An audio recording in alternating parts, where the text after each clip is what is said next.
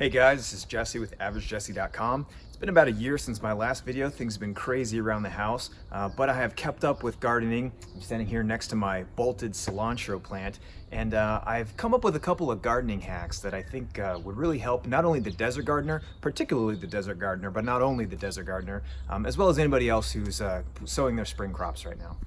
The number one pest in my garden is birds. I have bird netting on most of my raised beds, and that helps, but I run into problems on how to secure it to the actual bed itself. I've tried a couple of different securing mechanisms, and I think I've come up with a pretty good solution. First started out using a simple screw head, and I would tuck the bird netting underneath the screw head, and that worked okay, but every now and then we get a windstorm or a monsoon wind that would blow the bird netting off of that head and then leave a hole that the birds could get in. I switched to using a carabiner, and that worked okay as well, but after a while this carabiner mechanism got dirty and sticky and became more of a pain to get on and off than it was worth. Now I've settled on these brass hooks. They're more secure than the screws, they are easier to get the netting on and off than the carabiners, and after several months of usage I have not had any failures on this device.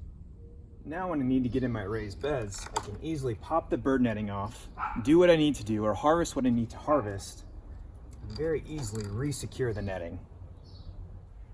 My next hack for protection against birds and other nuisances in the garden are these simple wire baskets. You can get these at Target or any other home goods store.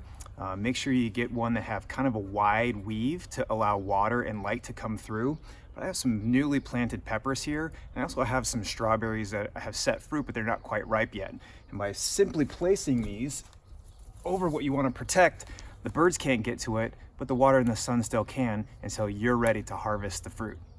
Another benefit of these wire baskets is if you're late getting your transplants out, or if you haven't quite hardened them off yet, you can use a tighter weave on the basket to block out more sun and to give your plant less stress during the acclimation period after transplanting.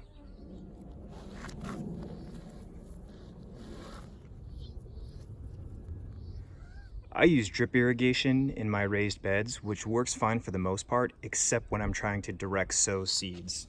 When I direct sow, I use a 360-degree spray head with an inline valve here that I can use to adjust the strength and the spread of the spray to cover the entire bed with water to support germination. And after the seeds have germinated and they have a bit of a taproot, I close this off and then rely just on the drip irrigation. My last hack is to sow a row of bunching onions on the western side of your garden bed. So when these multiply and they continue to bunch out, we'll create a wall. In addition to the green shade cloth I have there, we'll create an additional wall to prevent the western sun from coming in and burning your more sun-sensitive crops. This companion planting method works for trees as well. I planted a little Roselle hibiscus start a couple of days ago, and eventually this thing will be about 5 feet tall and super bushy that will protect this Suriname cherry here for another year of summer sun. I'm trying this same method on my loquat this year as well.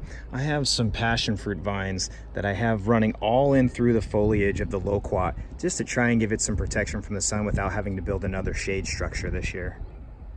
So those are the tips and tricks that I'm going to be using this year for the summer season here in Phoenix. If you have any other ideas, please put them down in the comments. I'd like to try them out and maybe make a video and see how they work and how they might need to be adjusted later on in the season. Thanks for watching. Again, I'm Jesse with averagejesse.com, and have a good summer season, everybody.